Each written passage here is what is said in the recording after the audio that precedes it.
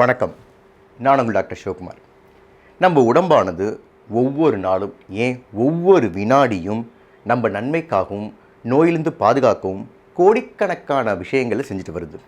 இருந்தாலும் சில சமயங்களில் அது தடுமாறுவது உண்டு. ஏன் அப்படின்னா, நம்ம உணவு பழக்க மாற்றத்தினாலையும் வாழ்க்கை முறை மாற்றத்தினாலையும் தடுமாறுவது உண்டு.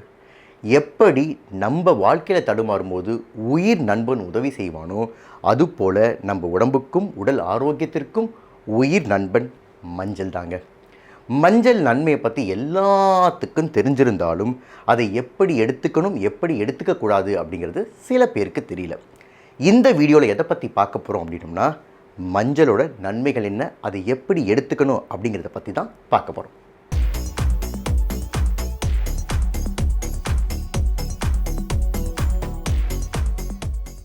கிமு 2ஆம் நூற்றாண்டிலேயே, அதாவது இந்தியாவில் கிமு 2ஆம் நூற்றாண்டிலேயே ஆயுர்வேதாவில் மஞ்சளோட நன்மையை பற்றி குறிப்பிட்டிருக்காங்க. அதாவது ஃபுட் பாய்சனிங்க்கு யூஸ் பண்ணதாக குறிப்பிட்டிருக்காங்க. ஆயுர்வேதாவில் மட்டும் இல்லைங்க, எல்லா இந்திய மருத்துவத்துலேயும், அதாவது யுனானி, சித்தா எல்லாத்துலேயும் இந்த மஞ்சளோட நன்மையை பற்றி குறிப்பிட்டிருக்காங்க. ஆனால் 1995ஆம் ஆண்டு அமெரிக்காவில் இருக்கிற University of Mississippi Medical Center மஞ்சள் எங்களுக்கு தான் சொந்தம் அப்படின்னு சொல்லிட்டு பேட்டன்ட்டும் வாங்கிட்டாங்க. 2 வருஷம் போராடி இந்தியா மறுபடியும் இல்லை, மஞ்சள் எங்களுக்கு சொந்தம் அப்படின்னு அந்த பேட்டண்ட்டை கேன்சலும் பண்ணிட்டாங்க. எப்போதுமே ஒரு விலை உயர்ந்த பொருள் ஈஸியாக நமக்கு கிடச்சிட்டா அதோடைய மதிப்பு நமக்கு தெரியாது. அது மஞ்சளில் சிறந்த உதாரணம். மஞ்சளோட நன்மைகள் எதனால் பார்த்துட்டிங்க அப்படின்னா, அதில் இருக்கிற கர்குமின் அப்படிங்கிற ஒரு கெமிக்கல்னால தான். இப்போ மஞ்சளோட நன்மைகளை பற்றி பார்ப்போம். மஞ்சளோட முதல் நன்மை ஆன்டி இன்ஃப்ளமேட்ரி எஃபெக்ட், அதாவது ரணங்களை போக்கக்கூடிய வல்லமை கொண்டது இந்த மஞ்சள். ரணம்னா என்ன சார்? ஆமாம் சார், நான் பார்த்துருக்கேன் சார், எங்கள் வீட்டில் வந்து ஏதாவது காயம் ஏற்பட்டால் அதில் மஞ்சள் தடவுவாங்க சார், நான் பார்த்துருக்கேன் சார் அப்படின்னிங்கன்னா, இதில் வெளிப்புறமாக நடக்கிற காயங்கள். அதே மாதிரி நம்ம உடம்புக்குள்ளே ஏகப்பட்ட காயங்கள் நடக்கும், அதாவது ரணங்கள் ஏற்படும். இதனால் சாதாரண விஷயம் கிடையாது, நம்ம பாடிக்கு ரொம்ப ரொம்ப ரொம்ப கெடுதியை உண்டாக்கும். உதாரணத்துக்கு heart attack, stroke, arthritis, asthma, allergy, Alzheimer disease அப்படின்னு அடுக்கிக்கிட்டே போகலாம். இது எல்லாத்துக்கும் காரணம் நம்ம பாடியில், அதாவது நம்ம உடம்பில் நடக்கிற இன்ஃப்ளமேஷனால தான், அதான் ரணங்கள்னால தான்.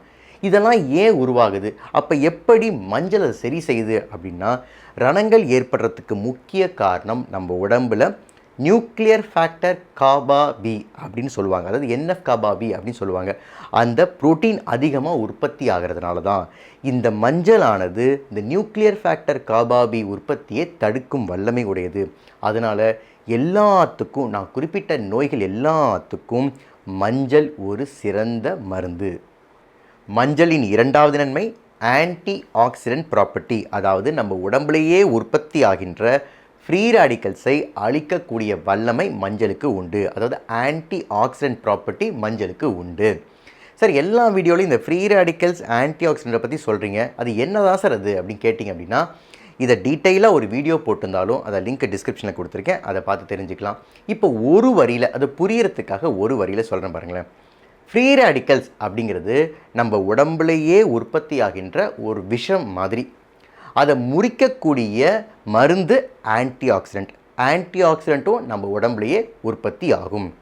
என்ன சார் இது, விஷமும் நம்ம உடம்புல உற்பத்தி ஆகுதுங்கிறீங்க, அதுக்கு மருந்தும் நம்ம உடம்புல உற்பத்தி ஆகுதுங்கிறீங்க, அப்புறம் ஏன் சார் அந்த விஷம் நம்ம உடம்புல உற்பத்தி ஆகும் அப்படின்னு கேட்டிங்க அப்படின்னா, நம்ம உடம்புல வெள்ளை அணுக்கள் அப்படின்னு இருக்குல்ல, அதாவது இந்த வெள்ளை அணுக்கள் நம்ம உடம்புக்குள்ளே நுழைகின்ற பாக்டீரியாஸ், வைரஸை கொல்றதுக்காக இந்த விஷத்தை யூஸ் பண்ணிக்கும், இந்த ஃப்ரீ ரேடிக்கல்ஸை யூஸ் பண்ணிக்கும்.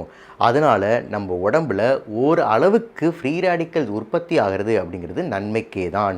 இது அதிகமாக உற்பத்தி ஆனால், அதாவது அதை முறியடிக்கக்கூடிய ஆன்டி ஆக்சிடென்ட் குறைவாகவும் இந்த ஃப்ரீ ரேடிக்கல்ஸ் அதிகமாகவும் நம்ம உடம்பில் உற்பத்தி ஆனால் தான் பிரச்சனையே.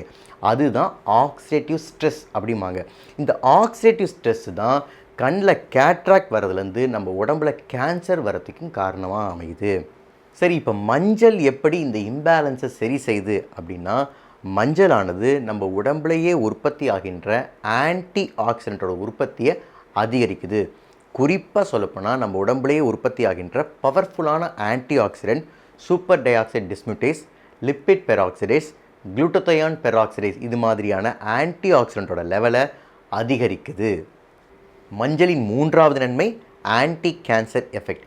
எப்படி ஒரு கேன்சருக்கு ரேடியோ தெரப்பியோ கீமோதெரப்பியோ யூஸ்ஃபுல்லாக இருக்கோ அது போல தான் மஞ்சளுங்க ரொம்ப எஃபெக்டிவான மெடிசன் கேன்சருக்கு. எப்படி கேன்சர் அழிக்கக்கூடிய வல்லமை உடையது அப்படின்னு பார்த்தோன்னா 3 விதமாக அழிக்கும். முதல்ல என்ன பண்ணும் அப்படின்னா கேன்சர் அணுக்களையே அழிச்சிடும். அதாவது அப்போப்டோசிஸ் அப்படிங்கிற முறையில் கேன்சர் அணுக்களையே அழிச்சிடும். இரண்டாவது, கேன்சரில் புதிய இரத்த நாளங்கள் உருவாகாமல் பார்த்துக்கும். ஏன்னா கேன்சருக்கு நியூட்ரிஷனும் தேவை, ஆக்சிஜனும் தேவை. இது சரியாக கிடைக்காட்டி அப்படின்னா கேன்சர் வளராது. அதனால் அது சரிவர கிடைக்காம பார்த்துக்கும் இந்த மஞ்சளானது. மூன்றாவதாக, கேன்சர் பரவாமல், அதாவது மெட்டாஸ்டசிஸ் அப்படிம்பாங்க, கேன்சர் ஒரு இடத்துலேருந்து இன்னொரு இடத்துக்கு பரவாமையும் பார்த்துக்கிற வல்லமை இந்த மஞ்சளுக்கு உண்டு. அதனால் கேன்சரை பொறுத்தவரை மஞ்சள் அப்படிங்கிறது ஒரு எஃபெக்டிவான மெடிசன். மஞ்சளின் நான்காவது நன்மை ஆன்டி மைக்ரோபியல் எஃபெக்ட். அதாவது ஒரு உணவுக்கு ஆன்டி பாக்டீரியல் எஃபெக்ட் இருக்கும். அதாவது பாக்டீரியாஸை கொல்லக்கூடிய திறன் இருக்கும். இல்லை இன்னொரு உணவுக்கு ஆன்டி வைரல் எஃபெக்ட் இருக்கும். ஆனால் மஞ்சளுக்கு மட்டும்தான் anti bacterial, anti viral, anti fungal, anti பாரசைட்னு எல்லா மைக்ரோப்ஸையும் கொள்றதுக்கு திறன் உடையதாக இருக்குது. அதனால் எந்த ஒரு இன்ஃபெக்ஷனாக இருந்தாலும் மஞ்சள் அப்படிங்கிறது ஒரு சிறந்த உணவு. மஞ்சளோட நன்மையை பற்றி பார்த்தோம். இப்போ மஞ்சளை எப்படி எடுத்துக்கணும், எப்படி எடுத்துக்கக்கூடாது அப்படிங்கிறத பார்ப்போம். நான் ஏற்கனவே சொன்ன மாதிரி மஞ்சளோட முக்காவாசி நன்மை அதில் இருக்கிற கர்குமின் அப்படிங்கிற ஒரு கெமிக்கல்னால தான். அந்த கர்குமின் மஞ்சள் எவ்வளோ தெரியுமா இருக்குது? வெறும் 3% தான். அதாவது நீங்கள் 100 கிராம் மஞ்சள் எடுத்தாலும் நமக்கு கிடைக்க போகிற கர்குமின் எவ்வளோ தெரியுமா? 3 கிராம் தான். இந்த கர்குமின்லேயும் ஒரு பிரச்சனை இருக்குது. என்ன அப்படின்னா, நம்ம 3 கிராம் எடுத்துக்கிட்டாலும், அதாவது 3% போனாலும் நம்ம உடம்பால் முழுமையாக அந்த கர்குமினை எடுத்துக்க முடியாது. ஏன் அப்படின்னா, அப்சார்ப்ஷன் அப்படிங்கிறது, அதாவது கர்குமினோட அப்சார்ப்ஷன் அப்படிங்கிறது நம்ம உடம்புக்கு ரொம்ப ரொம்ப ரொம்ப கம்மி. அப்சார்வ் ஆகாமல் எல்லாமே வெளியேற்றப்படுறதுனால இந்த மஞ்சளோட முழு நன்மை நமக்கு கிடைக்கிறதே கிடையாது. இப்போ அந்த முழு நன்மை நமக்கு கிடைக்கணும் அப்படின்னா, அந்த முழு கர்குமின் நமக்கு கிடைக்கணும் அப்படின்னா நம்ம என்ன பண்ணணும் அப்படின்னா, முதல்ல நம்ம மஞ்சள் எடுத்துக்கும்போது ஃபேட்டி ஃபுட்டோடு சேர்த்து எடுத்துக்கணும். அதாவது எண்ணெய் உணவோடு சேர்த்து எடுத்துக்கணும். உதாரணத்துக்கு நிறையா பேர் மஞ்சளை தண்ணியில் போட்டு குடிக்கிற பழக்கம் இருக்குது. தண்ணியில் போட்டு குடிக்காமல் மஞ்சளை பாலில் கலந்து குடித்தா நமக்கு கர்குமினோட முழு நன்மை நமக்கு உடம்புக்கு வந்து அடையும். ஏன் அப்படின்னா, கர்குமின் அப்படிங்கிறது ஃபேட் சாலிபிள் கெமிக்கல். அதாவது ஒரு ஃபேட் சாலிபிள் கெமிக்கல், எண்ணெயில் கரையக்கூடிய ஒரு கெமிக்கல். நமக்கே தெரியும் பால் அப்படிங்கிறது ஃபேட் உள்ள ஒரு உணவு. அதில் கலந்து குடிக்கும்போது கர்குமினோட முழு நன்மையும் நமக்கு கிடைக்கும். அது மட்டும் இல்லாமல் நம்ம சமையலில், அதாவது சாம்பார்லேயோ ரசத்துலேயோ இல்லை எல்லா காய்கறிகளையும் என்ன பண்ணுறோம்? மஞ்சள் சேர்க்குறோம். மஞ்சள் சேர்க்குறதுக்கு முன்னாடி என்ன பண்ணுறோம்? தாளிக்கிறதுக்காக எண்ணெய் யூஸ் பண்ணுறோம். அதனால் எந்த ஒரு உணவு, அது இந்திய உணவும் பார்த்துட்டிங்க அப்படின்னா மஞ்சள் நமக்கு முழுமையாக கிடச்சிரும். ஏன்னா எல்லாத்துலேயும் நம்ம எண்ணெய் கொஞ்சமாவது சேர்க்குறோம். அதனால் மஞ்சளை பாலில் கலந்து குடித்தாலோ இல்லை நம்ம உணவு முறை மூலம் எடுத்துக்கிட்டாலோ கர்குமினோட முழு நன்மை நம்ம உடம்புக்கு கிடைக்கும். ஆனால் தண்ணியில் கலந்து குடித்தா அதனுடைய முழு நன்மை நமக்கு கிடைக்கவே கிடைக்காது. ஸோ தண்ணியில் கலந்து மஞ்சளை குடிக்காதீங்க.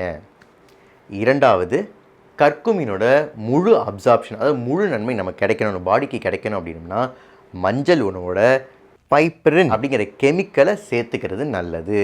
சார் பைப்பரின்ங்கிற கெமிக்கலுக்கெல்லாம் நான் எங்கே சார் போவேன் அப்படின்னா, ஒன்றும் இல்லைங்க, பெப்பருங்க. பெப்பர் அதாவது மிளகுங்க. எந்த உணவு இருந்தாலும் மிளகோடு சேர்த்து சாப்பிட்டோம் அப்படின்னம்னா அதே மாதிரி கர்குமினோட முழு நன்மை நமக்கு கிடைக்கும். இப்போ ஏற்கனவே பாலில் மஞ்சள் போடுறோம், அதோடு சேர்த்து பெப்பரையும் சேர்த்துக்கிட்டால் நமக்கு டபுள் அட்வான்டேஜ். மூன்றாவது, கர்குமின் சப்ளிமெண்ட்ஸ். அதாவது கர்குமின்லாம் இப்போ டேப்லெட்ஸ் ஃபார்மில் வர ஆரம்பிக்குது. அதாவது மஞ்சளோட எக்ஸ்ட்ராக்ட் கர்குமினை டேப்லெட் ஃபார்மில் வர ஆரம்பிச்சிருக்கு. வெளிநாட்டுக்காரனுக்கு தான் மஞ்சள் கிடைக்காமல் டேப்லெட் ஃபார்மில் சாப்பிட்டுட்ருக்கான். நமக்கு என்னங்க குறை? நம்ம கர்குமினை மஞ்சளாகவே எடுத்துப்போங்க.